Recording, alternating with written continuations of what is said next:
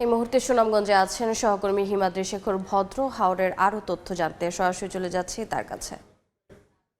হিমাদ্রি,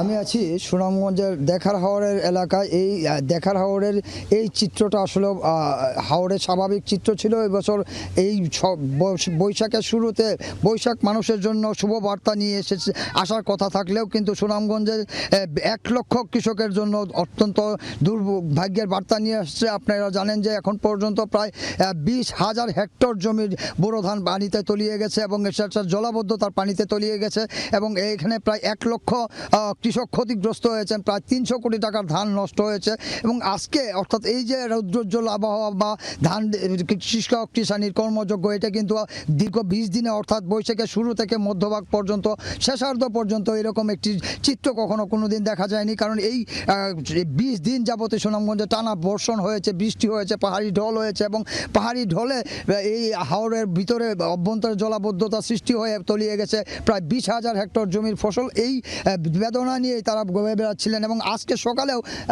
এই হাওরের এলাকা মানুষের যাদের মন খুবই ভারাক্রান্ত ছিল, আকাশে মেঘ ছিল, এই হাওরের ধান খেতে কোনো লোকজন ছিল না। এই মাঠেও এভাবে ধান কেউ শুকাতে দেয়নি। এই সবুজ মাঠটি ছিল শুধু পানিতে পরিপূর্ণ এবং এখন যে রূপটা দেখতে পাচ্ছেন সেটা হলো প্রকৃত বৈশাখের রূপ। অর্থাৎ 20 দিন পর এরকম একটি চিত্র, এরকম একটি দৃশ্যকল্প আমরা দেখতে পাচ্ছি, যেটা বৈশাখ এসেছে বা বৈশাখ চলছে এটুকু জানান দেয়। কিন্তু এতদিন যাবত আমরা যেটা বলে আসছি সবসময় যে জলাবদ্ধতা তলিয়ে গেছে 20,000 হেক্টর জমির ফসল, কিন্তু এই জলাবদ্ধতার পরেও এখন যে আজকে রোদ উঠায় মানুষের মনে কিছুটা আশার সঞ্চার হয়েছে। আপনারা যদি বলে রাখি যে এই এখন কৃষকরা যে দুই টানার মধ্যে পড়ে গেছিলেন, যে একদিকে হলো হাওরের ধান তলিয়ে যাচ্ছে, অন্যদিকে খলার ফসল নষ্ট হয়ে যাচ্ছে। অর্থাৎ ধানের মারাই খোলা এবং শুকনোর যে খোলা, সেই খোলায় সংরক্ষিত যে ফসল সেগুলি পচে গলে নষ্ট হয়ে যাচ্ছে এবং এখন ক্ষেতের ধান কাটবেন না খোলার ধান রক্ষা করবেন, এরকম একটি দুটানা পরিবেশের মধ্যে দিয়ে তারা যাচ্ছিলেন এবং তারা জানিয়েছেন যে আজকে সকালেও আবহাওয়ার যে বৃষ্টি গুড়ি বৃষ্টি ছিল, সেই বৃষ্টিতে তাদের মন ভারাক্রান্ত ছিল। কিন্তু